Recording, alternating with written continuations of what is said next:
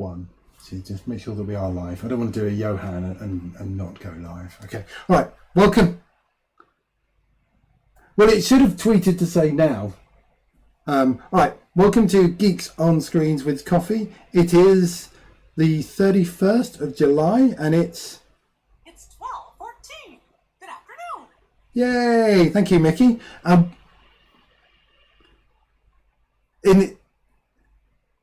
So It's 12:15. Minnie, and she talks like this. It's 8:45. No, I thought she was going to say good evening, but she didn't. it's only the first time you press it in a while. Otherwise, I think because I pressed it when we first started to talk to have the conversation about that with you back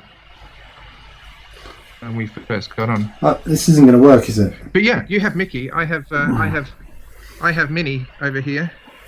But I should point out that I also sometimes show Buzz Lightyear. But he doesn't have a cool. But does he have a cool voice? That's what we need to know. No, he doesn't. He has lots of different kind of little animation-y things where he sneaks around and so on. But if I get him to talk, he just 20:45. see he's not interesting at all. It's just the default Apple voice. Hello, Rob, and welcome to Hi. Geeks on Screen with Coffee. And right, do you know You what? got a sign for me? All right. I mean, all right. Okay. No, I'm looking forward to my sign. I'm a bit sensitive about this because I got a sign. because someone at work said that they'd spoken to my co-host. They thought I was Simon Whiteley's co-host in these podcasts. Really? Yeah. So I thought I sent a message to Simon last night. I said that's a really good joke. Because I tweeted it and went, it's really funny that someone thinks I'm That's the co-host. like, yeah. And Simon's That's like when somebody at I remember at Sequel Bits. I think my first Sequel Bits in 2010 in Wales. Your homeland. Where Christian Bolton was talking about the book that he'd just written. And somebody wrote on Twitter, why is this guy saying he wrote Brent's book? So then it became a thing for ages.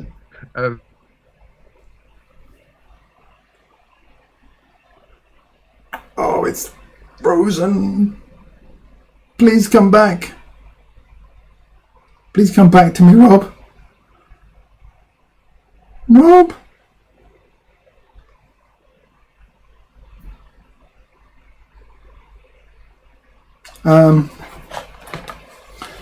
Do.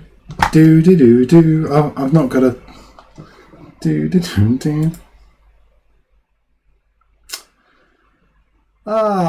Exactly what we need. All right. It appears that we have lost Rob. I will see if I can get him back. We're back on there. Okay. There he is, nicely frozen. I'll use a separate device.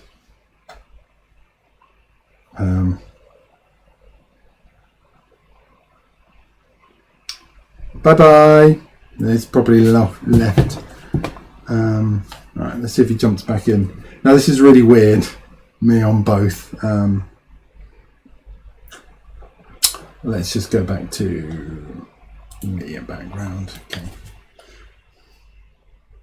That's what I love. Technical problems. We'll never know what Christian Bolton said about helping to write Brent's book.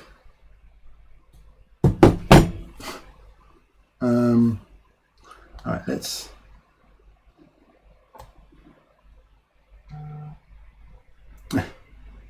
You're yes, Brent, you're frozen too. Sorry, yes, Rob. Yeah, please. So I'm just.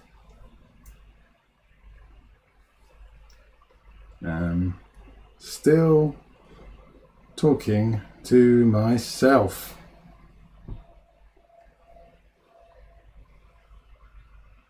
Oh God, the screen looks really dirty, isn't it? That doesn't zoom in very well. So when he joins in, when he comes back in, thanks for joining. Let's open up the chat window, see if anyone's saying anything. If anyone wants to abuse Rob Farley for having a poor internet link, that would be useful.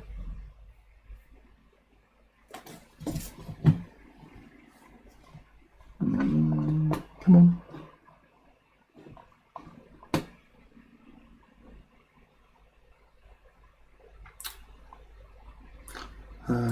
Okay, let's see if we can add him back in. Still waiting for him to join. It says connecting. All right.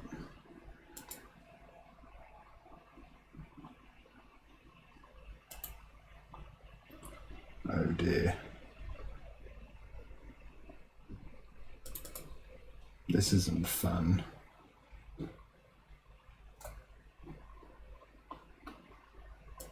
All right, we might have to reconvene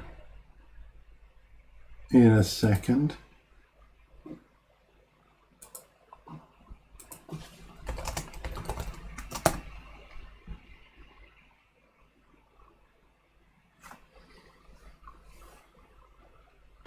Okay.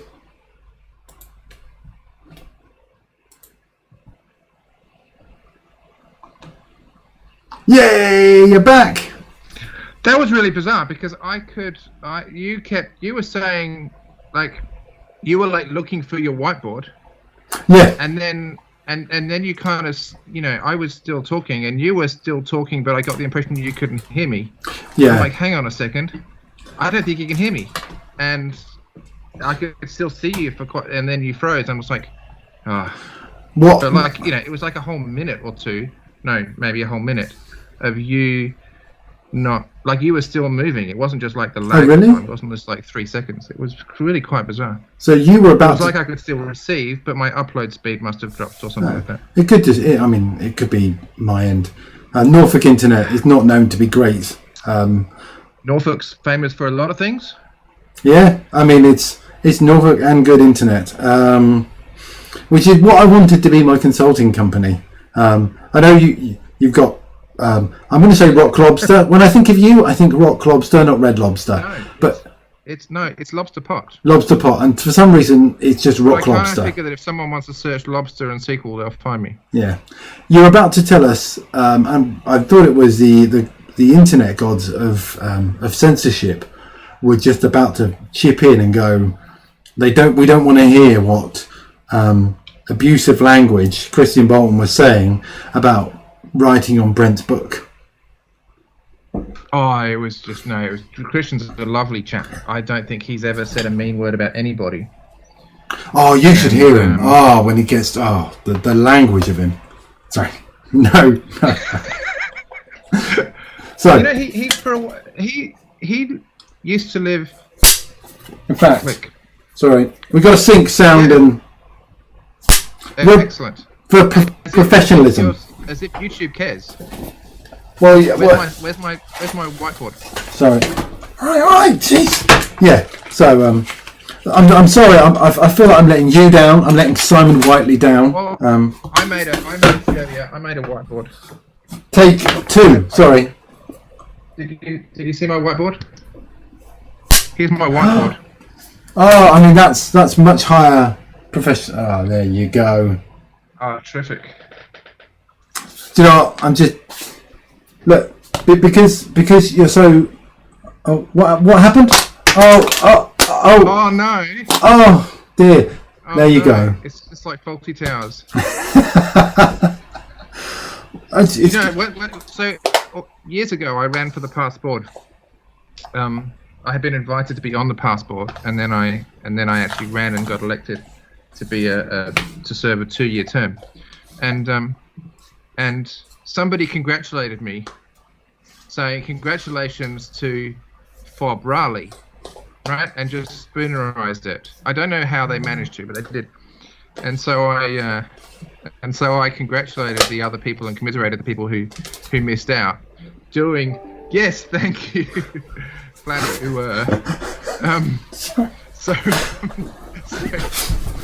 So you've got way more letters than I do. I've only got 9. But yeah. Well, I mean, we could. Something. You don't have. I feel like you don't have many vowels though, right? But, We could.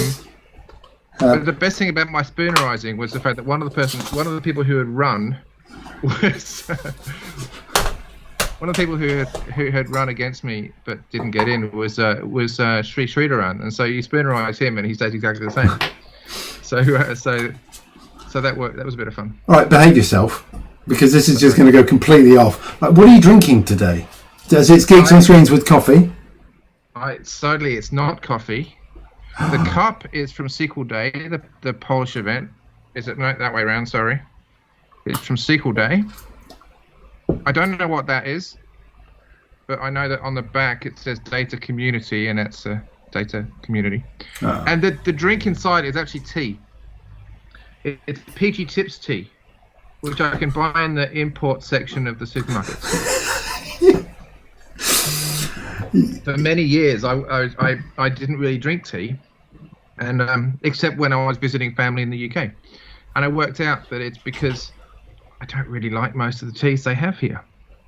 And then I noticed that they sold PG Tips in the proper cube boxes and in the international sections, and so I was like, and especially with the working from home thing, I was drinking way too much of it.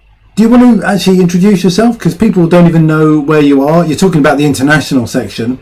I thought you got me on this because you said I was famous. I mean, you are famous, but maybe but like my mum watches this, so. Okay, well you can guess where I'm from because I did the time zone thing, and like nobody's in this time zone. No, okay, and the accent, and I thought because it's so sunny. If you tilt your eyes nicely, you can get your rings to look like eyeballs. No. Just tilt down a bit, down a bit, down a bit, down a bit. Oh, I see. Just you can get the eyeball thing going on. It's very strange. You look a bit cross-eyed. It's a good look. Sorry, when you were talking about my rings, you just need to be very careful. That's kind of this is going out during the day in the UK and not. Oh, it's past the threshold hour here. Yeah.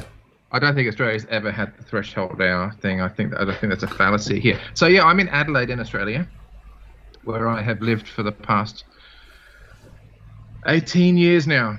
He says. You were telling me you've lived all over the place.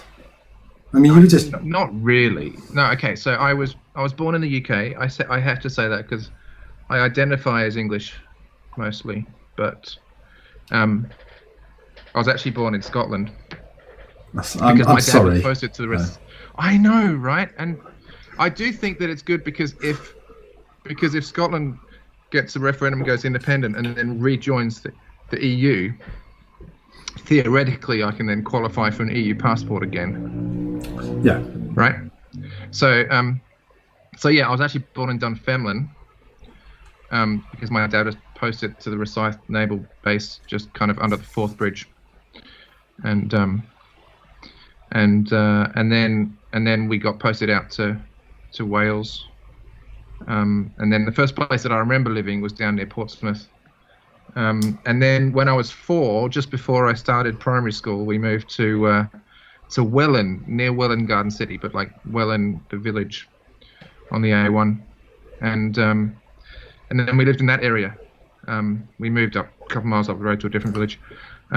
But yeah, I lived in that area until I had done 4 years of high school, at which point we moved to Australia because Mum grew up in Australia.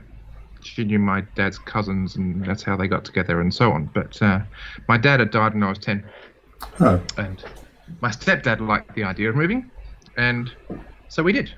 And then and so I lived in Melbourne from when I was about 15 until I was. Until I, with my wife and 2 young kids at the time, moved back to London for a couple of years, and then we moved to Adelaide because that's where my wife grew up, and so we've lived in Adelaide for the past since 2002. I always use the term my current wife because that's technically true. Well, I used to say I in my bio I used to say Rob currently lives in Adelaide because I never really wanted to embrace it, but it's a bit unfair. It was just that I had spent.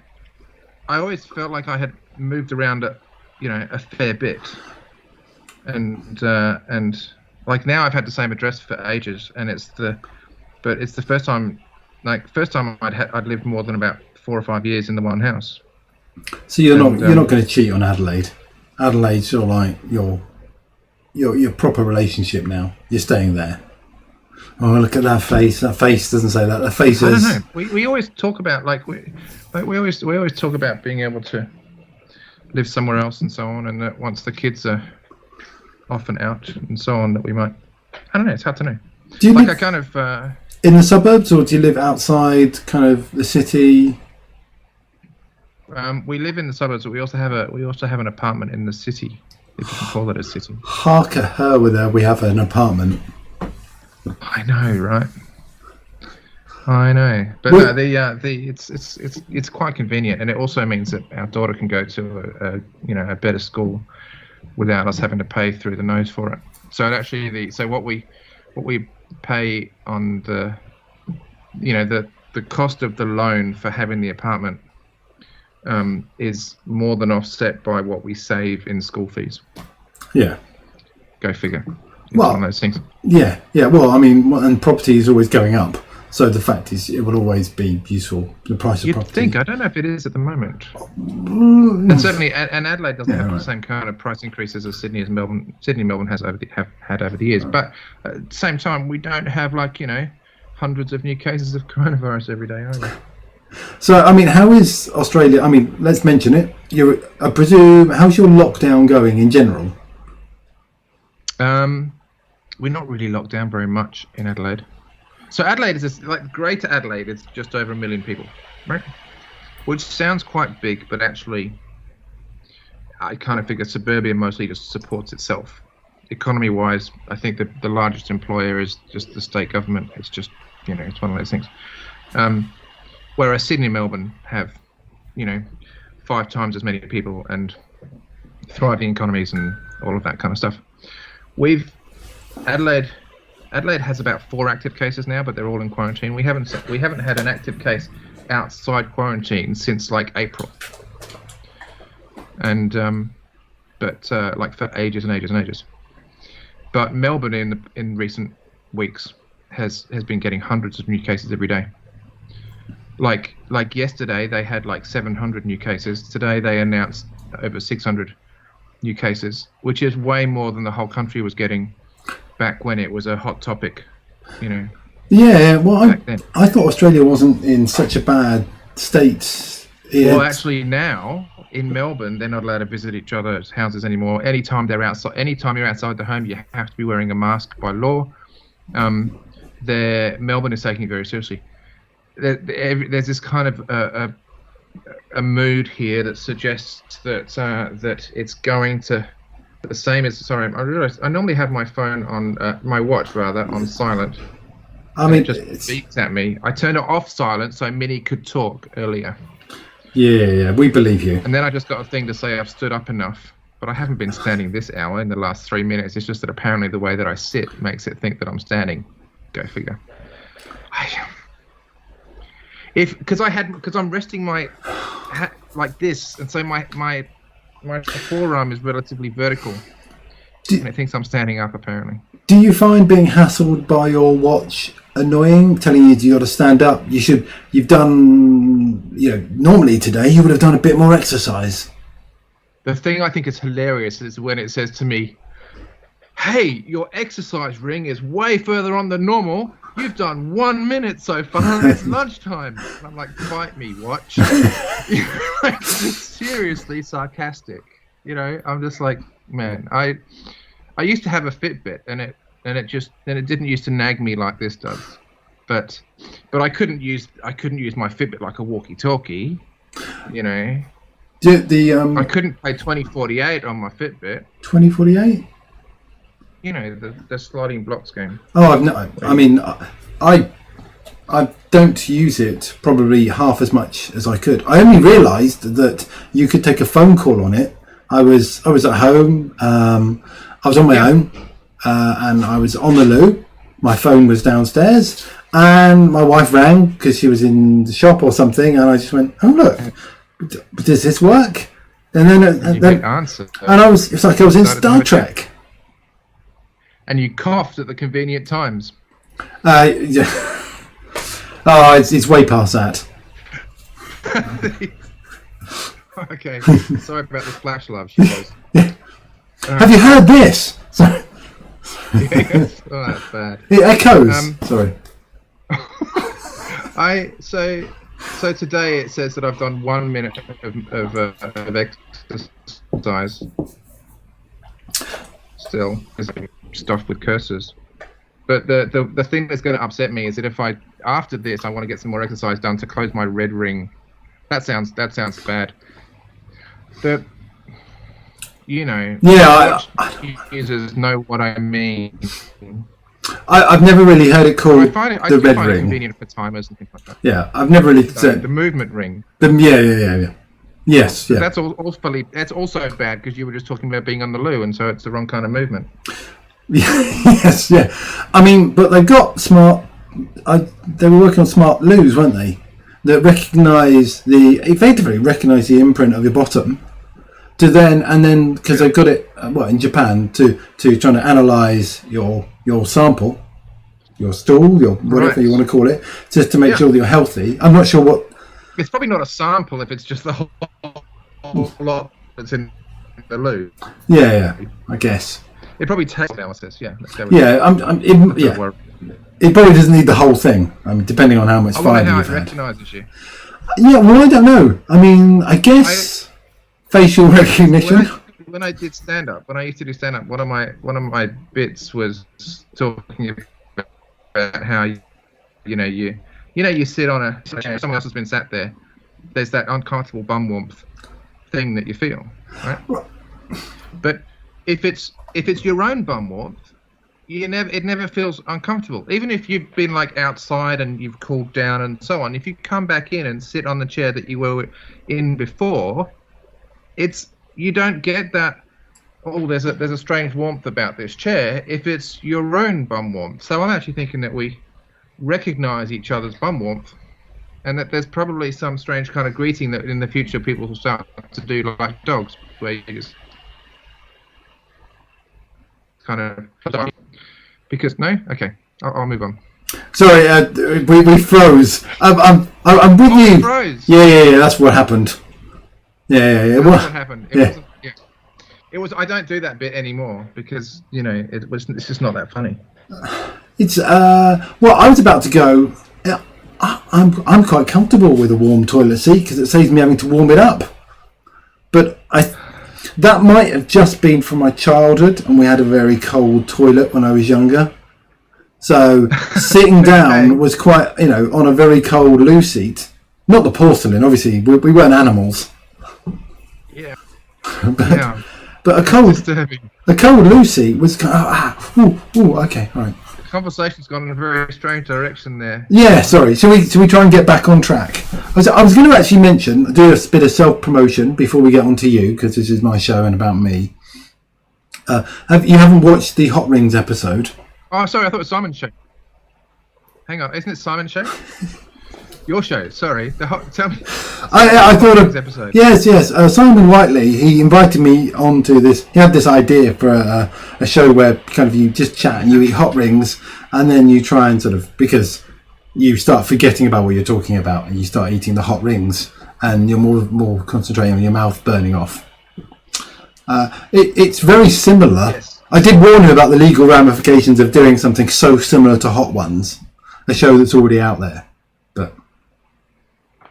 I've heard about this, but I think I've heard about it on your previous shows where you've spoken about about that, but I've never seen it. Okay, all right. I'll post up a link. I think it's one of those things that made me just go, I should check that out sometime because that sounds funny.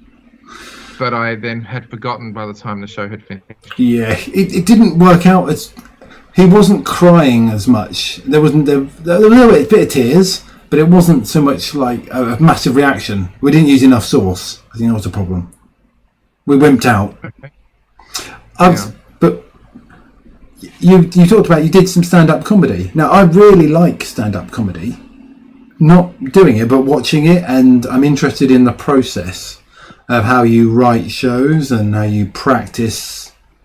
And I think it's very similar to what people presenting at sequel conferences do. Yeah. So I only did like, I don't know, 6 or so times. I just went down to an open mic night in Adelaide, where a place called the Rhino Room. I was already, a regular presenter at sequel events and so on, and comfortable in front of a crowd who are there to learn about sequel. And that's the problem, right? It's the fact that if I'm talking about sequel, and then there's, funny anecdotes or whatever that kind of fit, that's, you kind of catch people a bit off guard, right? Yeah. So they'll laugh. When you're stood there as one of 12 comedians on the night, or try-hard comedians, or people that are trying to, people on the stage, and you're saying, hey, look, I'm funny, watch. It's a bit different. Also, I don't know if you noticed, I never swear. So that made me different to, every time I did it, it made me totally different to the other 11 people that were on that night. Ah, okay. Because most comedians, especially budding comedians, think that if they swear, it's funny, because it kind of is. And I have a theory about this. I have a theory about the presenting thing, about the comedy thing, and I actually build this into a session that I've got, a presentation I've got about presenting, which I have done once, and I want to do more, and I want to refine it But this thing that says that it's kind of about the body parts that you're speaking to. So your standard technical presentation with slides and all that kind of stuff is speaking to the brain, and you're just trying to teach stuff, and you're just trying to get them to learn about it, right? But actually the best presentations at conferences and so on are the ones where the speaker's trying to almost like impart something, and they're actually trying to inspire you in some way, because they're speaking to the heart a bit more, right? Yeah.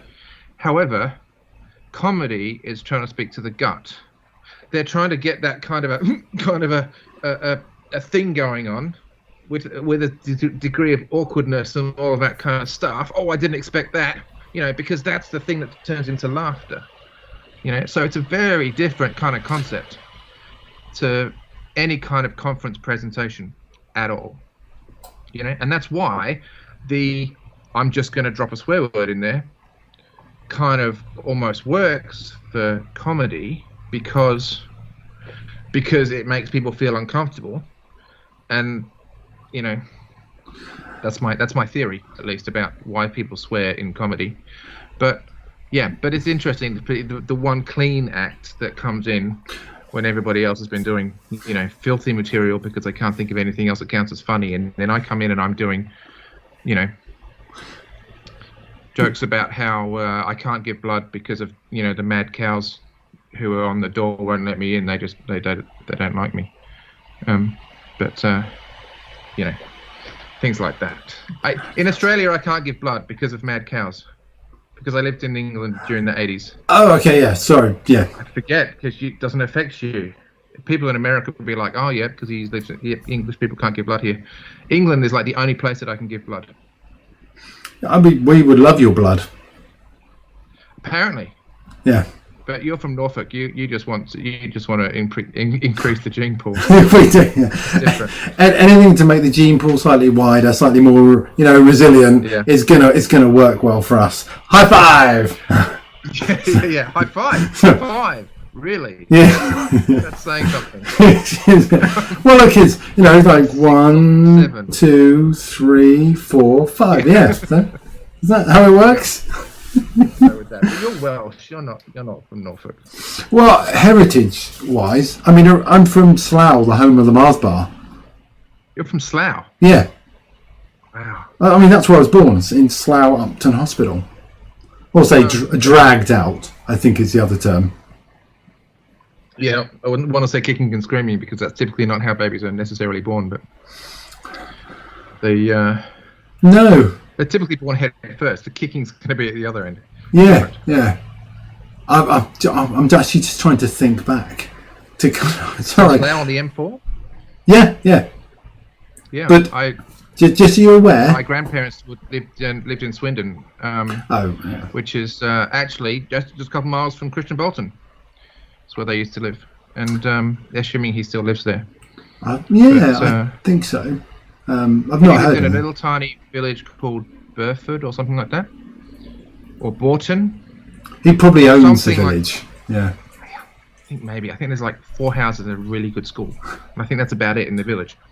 And then like literally a mile and a half maybe is a village called Shrivenham, where the Royal Military College of Science is, where my grandfather used to work. And yeah, and I remember visiting my grandparents and being just like, hang on a second, Christian Bolton is like a mile and a half. I should try and visit him. Didn't get around to it, but So- we each could have just walked to a pub that's halfway between the two villages and caught up. So why didn't you have a military career? Because I moved to Australia when I was a teenager. But Australia's got an army or something. I know, but I never really had the interest. If I stayed in the UK, I may well have done. Yeah. Lots of people from my school. I went to a school that had a CCF and a combined cadet forces thing. I was in the Navy section. Posh school in Hertfordshire. But Hertfordshire does sound posh. I come from Hertfordshire. Berkshire. Berks. So okay, so let me name drop some more. The Berkshire's very posh, but Whittles went to a haberdasher's school in his part of the country, and I went to a haberdasher's school in Hertfordshire. Go figure. What school?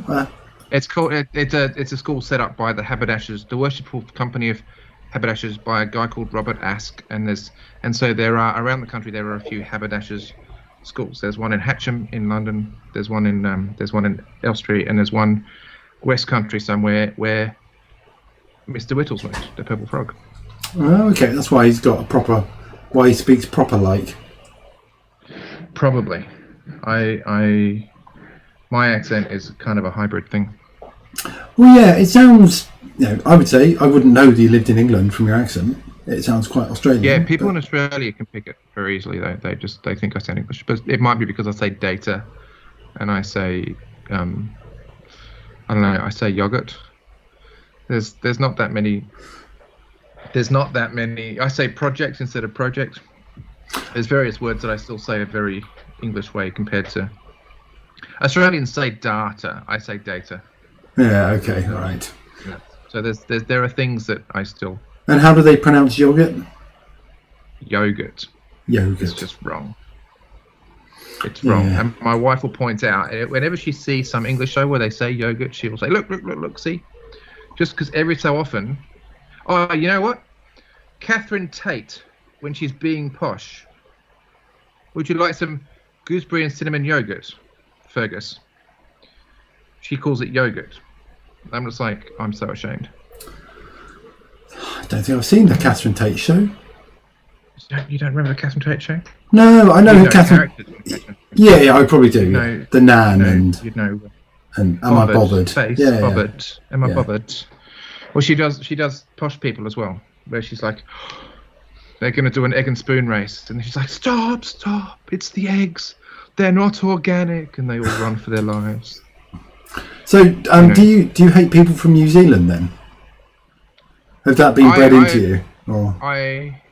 No, I love people from New Zealand. They're great in the same way that. Look, we pick on New Zealanders for the same reason that English people pick on the Welsh, because of their fondness for sheep. but they think that Australians treat sheep the same. I was going to say the same way.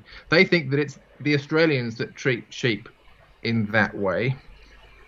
But no, I mean, I've been to New Zealand lots of times, and I have some good friends there, and and it's always good to have, the rivals. They're the friendly rivals. It's not Yeah. like Arsenal and Spurs where those people are the scum of the earth. It's like they're friendly people. Yeah. Well, it's Friendly just to sheep, but they're generally friendly people. yes. Yeah, I've heard the rumours. It's just when you see things like the Flight of the Conchords, and I think I can't remember, Jermaine or Brett falls in love with an Australian woman, and he wakes up the next morning and she's having a barbecue inside the house, in the morning, and throwing cans of beer around, and kind of this is the kind of the. Because they think that Australians are uncouth, ochre, all of that kind of stuff, whereas we think of New Zealand as being slightly backwards, and it's just all of that. Like I'm pretty sure that how when you visit Wales, when an English person visits Wales, they speak Welsh whenever the English person's in the room.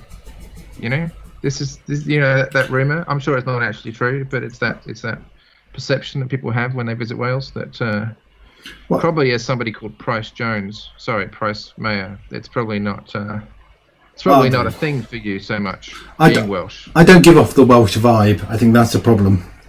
But you walk in and they switch to speaking Welsh, like in that movie about the Englishman who went up a hill and came down a mountain. They do it. Yeah. They walk in, everybody switches from speaking English to speaking Welsh. Bodada and all of that kind of stuff. I mean, that's because they think I'm Hugh Grant. Really, I think that's a problem. I think so. It's the hair. I know. I used to have floppy Hugh Grant hair back when I had such, when I wasn't doing all of this thing, but yeah. But yeah, so and I'm pretty. It feels to a certain degree. It can almost feel like that. No, New Zealanders is fine. They don't switch to Maori very often. But I've actually been learning a bit of Maori recently, just out of something to do. Because I like languages. Okay. Because I've got to get to. I've got to get to some of. Welsh I can speak though.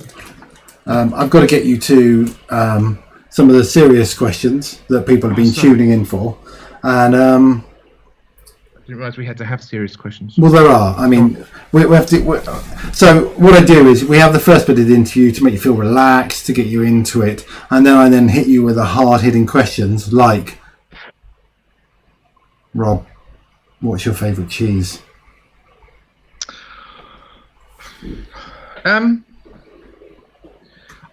There's quite a lot of cheeses that I like. I don't know. Like, if there's a whole variety, like if I've gone to the supermarket and thought, what do I feel like? I mean, sometimes I go for whatever's got interesting bits in it. Like earlier today, I was having some nice cream cheesy thing with chili all around it and so on, which is nice. But just as far as just cheese, maybe I'll go for a Jarlsberg. Okay, all right. So your favourite, if you had any, being someone who doesn't touch the milk of another animal, a lactating animal. Oh, of course. Yeah. So it's. Funny story about Australian cheeses. I feel like I should pop to the fridge in case we have some. Can I be right back? Of course you can. You can just leave me here on the internet on my own. No, that's fine. Yes. No, go. I've done it before this call, apparently. Yeah, go. Right. Let's see if we can see anything interesting in Rob's background. It's quite dark in Rob's room, isn't it? I don't know what you were saying. I hope it was polite. It was, yeah. We're just wondering why you got a big D on your wall. I've got some cheese. I apologise. It's actually sliced cheese stuff. But I want to show you the brand name of it. Feel free. Yes. It's not a favourite. I just don't think they realised. I don't know. And you're supporting them by buying it. You're encouraging it.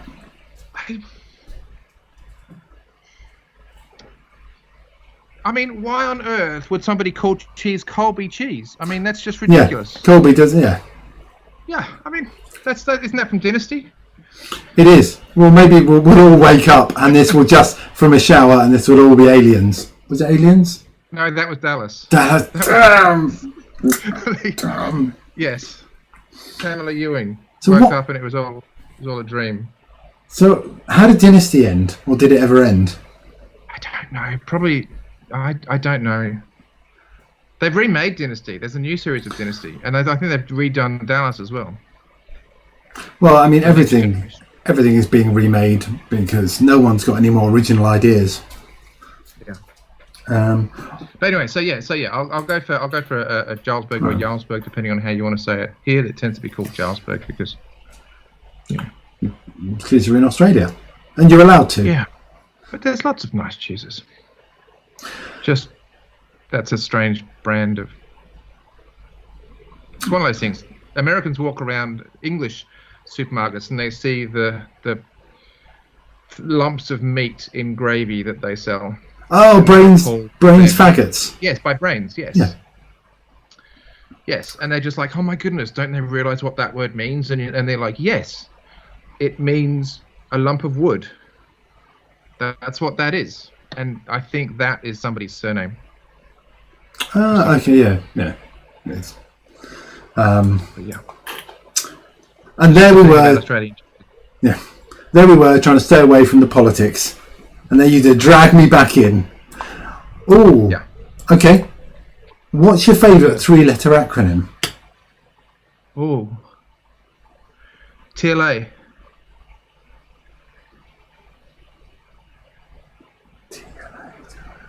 TLA. TLA is a TLA. It's a 3-letter. You've just Googled the Google. Yeah. I've now the internet. Yeah. If you Google Google, don't do it. It'll blow up the internet. Yes, you are right. Thank you, Moss. Are you more a Moss who is or a Roy? Roy, that's it.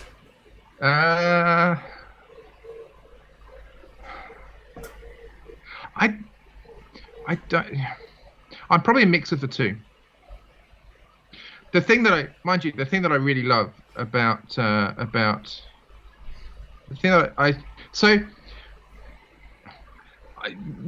there's Roy trying to figure out, but it's a fire at a sea parks. maybe there's bits of Roy, but there's also the whole thing of just going, I'm sorry, I don't understand. Thing of that Moss does. I mean, what was Wenger thinking putting Walker on so early? I mean, no, I can have that conversation. I am an Arsenal fan. I'm fine with that. But the thing that I love is in the Street Countdown, how how Benedict Wong is in it, right? Yeah. Benedict Wong from Doctor Strange, right? It's like no.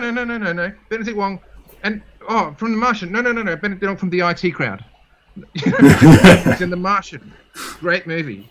Is Doctor Strange, great movie, and the IT Crowd as a support character, fantastic.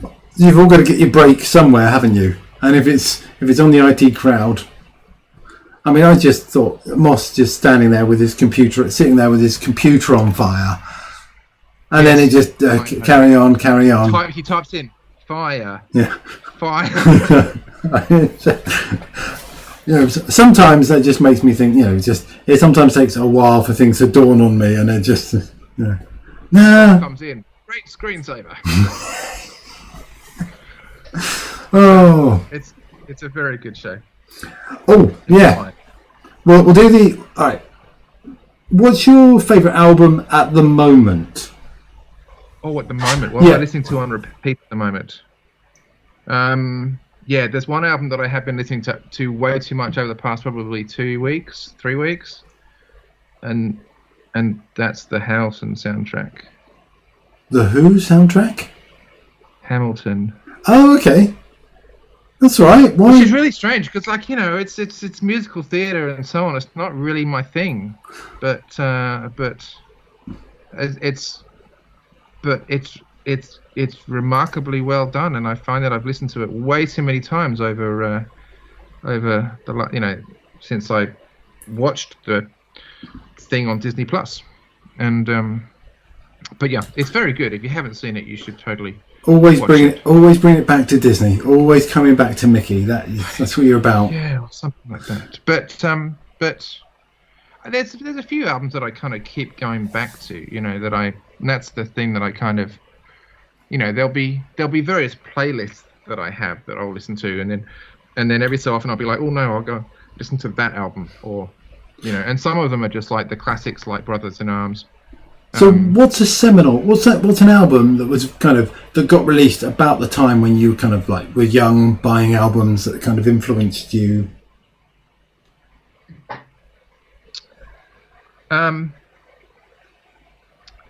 Yeah, quite possibly Brothers in Arms, but I was going to say you don't look that old, but hey, you're looking good. I'm 45. Come on, I mean I've got, you know, so Brothers in Arms I would have been like, you know, 12 maybe, I suppose, when it came out, or thereabouts.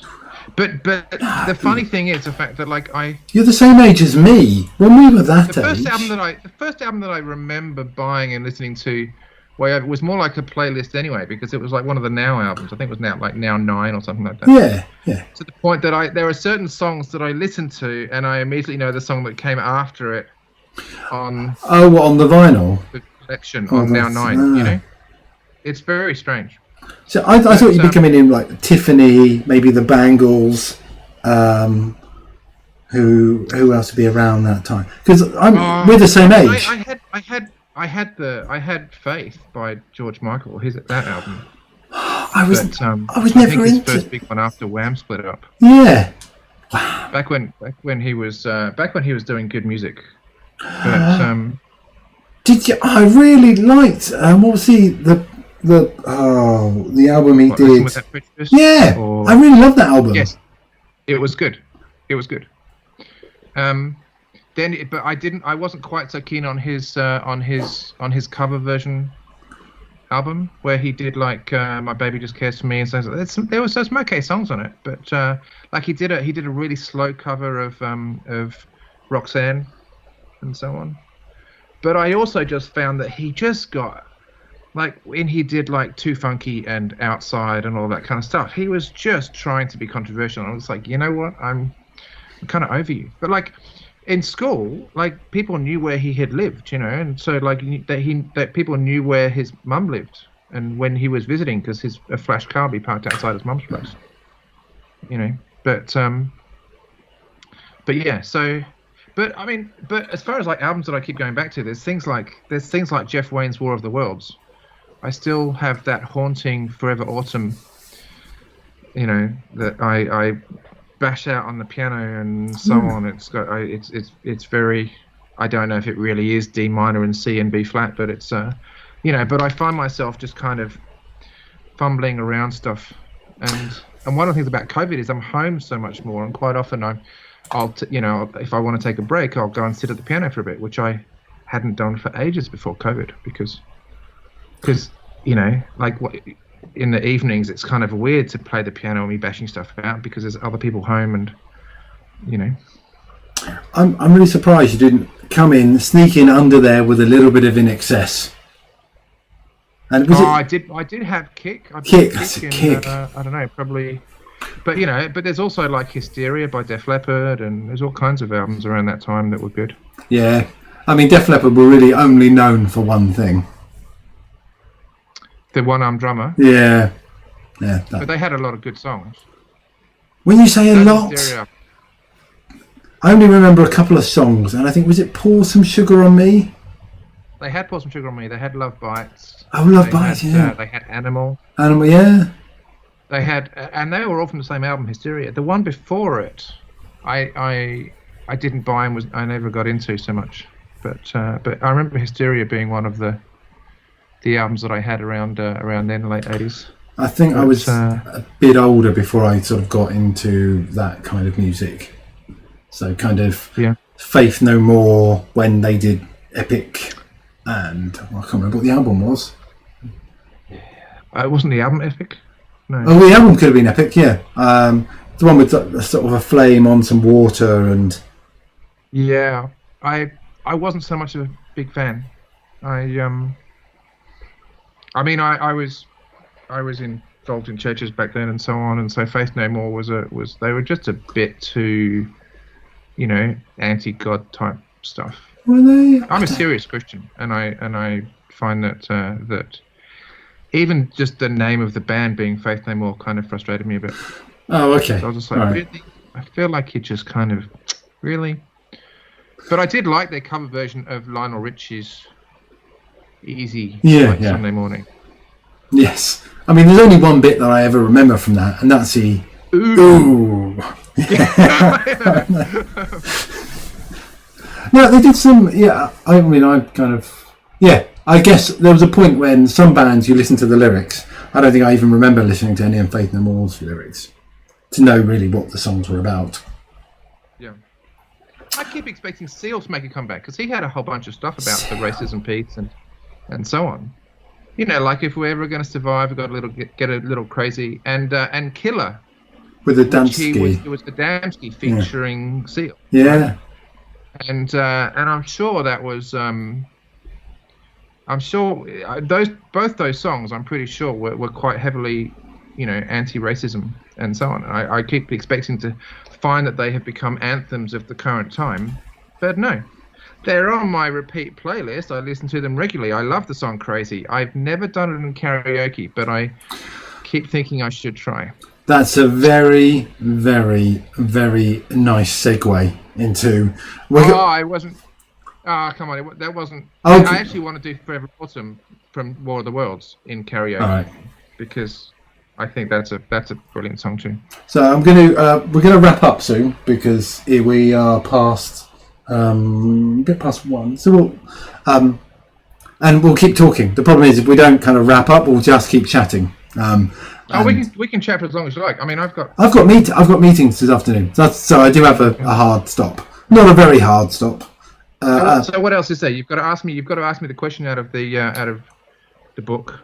Oh yeah. No, we're not there yet. So we've got emergency question. Okay. What I was going to do is do the Busch Gardens discuss.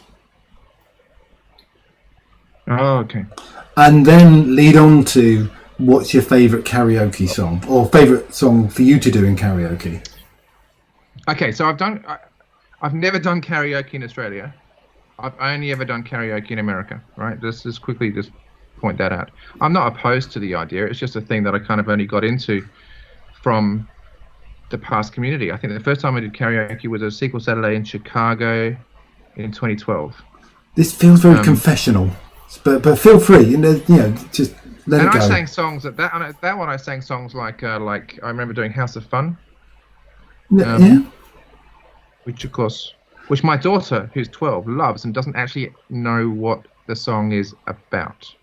Oh, Party Balloons with a Featherlight Touch. Yes, with the coloured tips. Yes. Yeah. Well, I didn't. Gordon's heard gossip. Oh, 16 I'm not. Today, and up for fun. I'm a big boy now, or so they say. So if you serve, I'll be on my way. Yes. This is a chemist, not a drug shop. Yes. The only reason that I got into from watching the young ones, but carry on. Go back to. Of course. Yeah. Totally. I'm a big Madness fan. I loved the Jubilee celebrations when they sang and they did the projectors onto Auntie Betty's house. It's fantastic.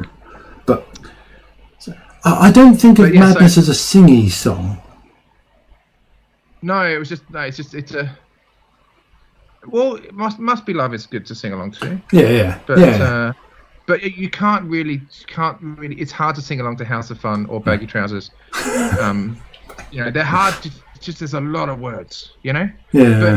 But so I mean, at the past summit for a long time it was just Busch Gardens, and that was fine. But I've also Denny Cherry would host a live band karaoke, and I remember doing Space Oddity there, and that was a whole lot of fun, and people said nice things too, which is always. But you're not there expecting to sound any good, but it was. I've been to one of those.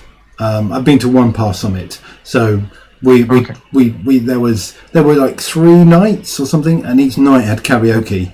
There was Denny's was on the earlier on the first night I was there. I got lost wandering around Seattle, and then eventually found it. And then there was something at at where the the Space Needle is, the museum. Oh, yeah.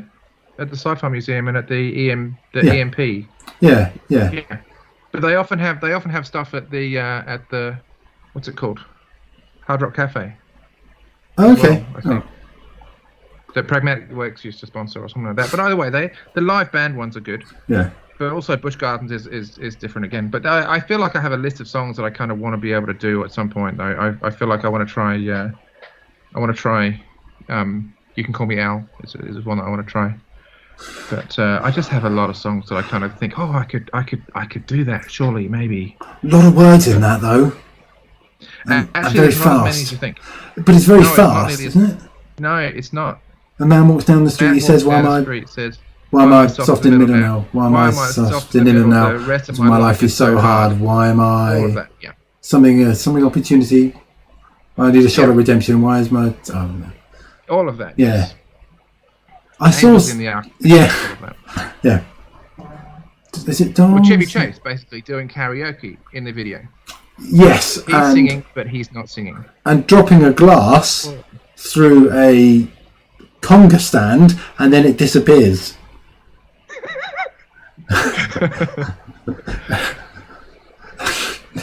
It's remarkably well done. I remember the first time I saw it, I didn't know that wasn't Paul Simon, because it was the first thing I'd seen by Paul Simon. I didn't actually recognise him from the sheet music that we had in the piano thing from back when he was with Art Garfunkel. My dad had some sheet music of his, of Simon Garfunkel's Sounds of Silence. And it was only years later I was like, so why did I think that? Whatever. So one of the Denny Terry things, somebody did Talking Heads Once in a Lifetime. Oh, really? Once in a lifetime? Yeah. And it was just... These are not my... Yeah. But because you don't sing it, it worked out really well. And he was doing sort of robotic dancing to it. Because obviously that's what he does. But it's one where John Luca did a really good rendition. I did find that when I did Space Oddity, the weird thing about that is that the singing stops and there's like a minute and a half to go of the song. And so then I realised that, like I finished and I was like, actually that's it for me. Should I? So I complimented the guitar player. I found out what his name was. I said, everybody, this is Dave. Or whatever his name was. Because I was just like, it's awkward now. I'm just standing up here kind of waiting for the song to finish. No one's going to clap me off because the guitarist is still going. But I'm done. But yeah. It's a bit like if you did something from... I'd rather do Ziggy Stardust. If you did... Finish. What was the Blues Brothers song? The... There's a lot of... The famous... The one they do at the end of the movie. I think... everybody needs somebody to love. And then going like, Mad Guitar Murphy and, yes. Something Duck on the sax. And, yes. Yes. Donald Duck, but yeah. Oh, it was Donald, wasn't it? Donald is his middle name. Yeah. His quoted name. Yeah, it's a fantastic film. Right. So apart from that, what will be your next karaoke song? Do you think you're going to attempt? I don't know, because the last past summit in person that I was at, a bunch of us went and were in a karaoke place, like a booth type thing. There was like 8 of us, or thereabouts. And one of them was Erland, and there was Mindy Kernet and Megan Longoria and Warwick Rudd and a few other people. And when it's a small crowd, you get to sing a lot of songs. And so I actually found that like I had a really good time singing David Gray's Babylon. But so there's a few songs that I just go, yeah, I could happily do that. But when it's a night like at Denny's thing, you get to sing one song. That's it, because the list is, it fills up too quick and all that. So the pressure's on. You've got to choose either something you're really good at or something outstanding. I know. I wouldn't mind doing Waterloo Sunset, but I don't think Americans know that. And if I'm doing it in America, you've got to pick the audience.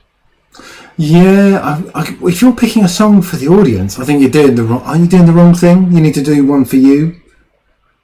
I mean, Oh look, I mean, come on. I don't mean to put you under massive agree, pressure. but I mean, I've seen people sing where nobody seems to recognise the song that's Yeah. being sung. It's just like, see. yeah, it's not quite the same.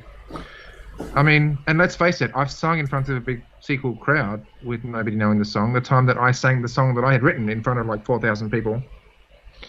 That's, and of course nobody knew it. Yeah. Because they were at my lightning the previous day. Well, so I mean that takes a lot of kahunas, if that is an acceptable word, to do your own song. We've passed the threshold here, so it's Yeah. Okay. people can tune in at any time. You just have to put the warning on. I Yeah. mentioned the word kahunas. I wasn't expecting to do it in front of a huge crowd when I appeared at the Past Summit with a guitar.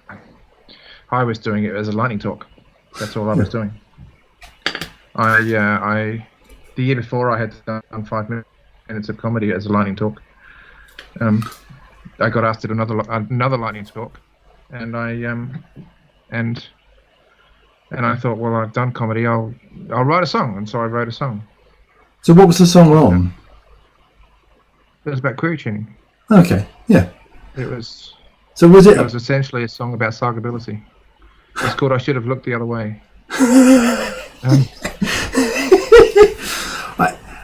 I did look at, and I had to do a parody of American Pie, but about sequel 2019. Oh yeah. And just replacing the I'm not lyrics. into parodies. I just kind of go, it's Yeah. I saw that Rob Farley had done a parody of the Pirates of Penzance song about, and he won his Speaker Idol that year. Yeah, And that's great. It's just not my thing. I wrote a song from scratch. yeah, that's quite. I mean, that's certainly. Yeah. The problem is, do you actually then do anything with it? Because there's a lot of effort into writing the song, unless you're an amazing god at writing songs, and then and then you then don't do it again. I've done it once since. I did it in New Zealand in about 2014 at an event in Christchurch. Someone said, "Oh, we've brought a guitar so you can do your song." I'm just like, oh, crap, there's no strap on this thing. But I had to try and remember what the chords were. Oh, right. So we've got But yeah. 2 more questions, so we'll sort of wrap it up. Okay. So the last one will be who to nominate, and then the next question is from the Richard Herring emergency question book. Do I have to pick a? Yeah, a number between 1 and 1001. And are you aware of Richard Herring? Because you like your comedy. Look, vaguely. He's a podcast guy, right? Well, he is the Podfather. He's known as the Podfather. As him and Adam Buxton, but Richard was doing it before. Okay. But he was a comedian and then couldn't get any work, and then basically did the podcast and stuff. And as he says, he just wants to be on TV. But then don't we all?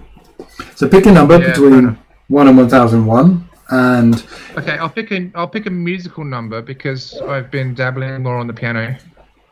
And like if you're playing in the key of G and you play like B, if you play like a B minor chord when you're in that sounds kind of interesting because it kind of sounds a bit like a major seventh and so on. So I'm going to pick 357. sorry, it just sounded like 357.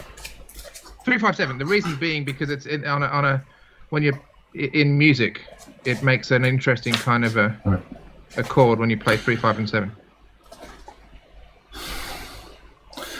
All right, this is.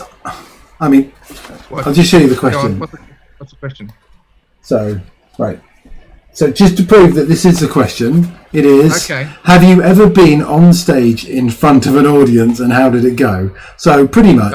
Once or twice. Usually, just embarrass myself. So, yeah, let's have another one. I mean, how the hell did that one? All right, that's no use. Come up with another one.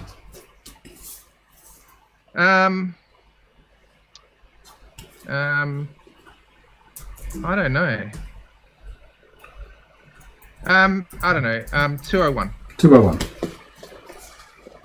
I mean, And I'm gonna say Cheddar Caves. right, so you do know where he's from. 201. Because yeah, Okay. He was brought up. Yeah, what's question 201? And I'm going to say cheddar caves. Because that's the correct answer. Right. All right. I feel I've been duped somehow. Which is the best, cheddar caves or Wookiee Hole? Right. So what? Well, cheddar caves is the correct answer, even though Wookiee Hole is objectively better. Yeah, because there is a Witcher Wookiee Hole. Yeah. Right. So yeah, and they filmed some of they filmed some of Doctor Who in Wookiee Hole. Yeah. They make cheese in Wookiee Hole, and in fact, at my local Costco, back when I could buy stuff there, before I let the membership lapse, I was once in there and they had Wookiee Hole cheese, and so we bought some just because we'd seen them making it. But cheddar is remarkable as a the cheddar gorge itself as you drive through it is fantastic. So just before we move on to the final question about who to talk to next, do you want to just explain to me that you were Googling this? Because I can see in your glasses a reflection on the screen and your face lights up when you're using your laptop. Oh, okay. Yeah, it does too, doesn't it? Okay, yeah. So I was looking at various numbers, which is how I knew that 357. Except you showed me the picture. I was just going to say once or twice, although, usually I just embarrass myself. Yeah, you see. Because yes, I was just like, I don't want to ask a number like Jess Pomfret did. Yeah, we didn't address that. To go with. Yeah. You want to pick a number that I haven't seen? Yeah. Pick a number you haven't seen. I can't believe you were cheating. Do you know what? All right. Just so you're not cheating. Tell me when to stop. Right. Oh, this is like a magic trick. Yeah. Stop. All right. Stop. You went a bit too far there. This is like a magic trick. Yeah. All right. Okay. So, what is the oldest thing that you own? I want to say my nose. No. No. I own things older than myself, of course. I used to have a car that was about my own age, but where's that? The oldest thing you own? Probably my great-grandfather's ventriloquist dummy. Actually, wow. What the heck? I'm not going to keep going with that. Yeah, there's a story where Richard was. You're the one with the ventriloquist dummy behind you. It's not, if I was a ventriloquist, it would be a ventriloquist dummy. But yeah, you leave Dr. Gunther van Hagendas out of this. Yeah. I don't like, when I was a kid I had like really old Roman things because in our village there was Roman baths in Welland. And just under the A1 there's Roman baths. You've not got anything particularly old in your house? I can't. So my grandfather, who I mentioned beforehand, used to work at the Royal Military College of Science, and years earlier had worked for Rolls-Royce and the Filton Aerospace Company before that in Bristol. When he died, we got sent a bunch of his stuff, and so actually in my son's room over there somewhere, he's got like a cabinet of like old fascinating papers about that in fact I think some of it belonged to my great-grandfather from when he also worked at the Filton Aerospace Company as an engineer. But that was at least when he stopped being a touring vaudeville banjo player. I'm serious. That's what my great-grandfather was doing before he kind of retired from show business to become an engineer at Filton. So but then we honestly don't have enough time to go into this, but this is where I would like to take the next conversation. Obviously, sure. you clearly it's in your blood or inspired to be in front of people. If your great granddad was a vaudeville banjo player. Yeah, maybe, I don't know. I always do kind of feel like if I'm if there's a presentation going on and I'm in the audience, that I'm in the wrong place in the room. I've always just kind of felt that way. But in school, I didn't get to do acting or anything like that because I played rugby, and you couldn't really do both, So, I mean, there were famous people that went, like now famous people that were in my class who did the whole acting thing and so on. Like Matt Lucas was in my year, for example. And where did this come from? Now we're getting the juice. Now we're getting the good stuff. That's what happens. So people like him were doing the acting. Sacha Baron Cohen was a few years ahead. I'll name drop some more. But I could catch a ball and run, and so I was pushed very much that way, and didn't get to act. God, but, imagine your life if you had butterfingers. But I know, right? But I always used to enjoy belting out Jerusalem in the school assemblies and so on. All right, let's do the final question: who to nominate? And that's really tough because on your previous shows, people have nominated a whole bunch of interesting people. And you told me earlier that you've got Julie Cosmano coming up, which is excellent because she's fascinating. And but I was thinking about the whole I've got to make sure I nominate someone who's not just another middle-aged white bloke like most people around the place. And I was thinking that actually, given the whole situation and so on, that you should have a chat to someone like Wendy Pastrick, who's the current past president, especially given that that past is in a interesting predicament at the moment with they can't run the summit in person, so and bear in mind, look, almost everybody on the board is a good friend of mine, and I chat with people on the board regularly about the stuff that they're going through with trying to how do they still make past survive, considering that most of their revenue has traditionally come from the past summit, and this year people won't be gathering in person. I really hope that people jump on board with attending the virtual one. But it's an interesting thing, and so I suspect. But also, as well as that, she's an interesting person. She does dancing and performances and all of those kinds of things. Like when she was the vice president for finance, she sang in the past keynote about the finances and how the organization was going, which is so she has some great stories to tell. So maybe grab her. All right. But yeah. Hopefully she's got some nice juicy stories about you. I have actually stayed at her house before.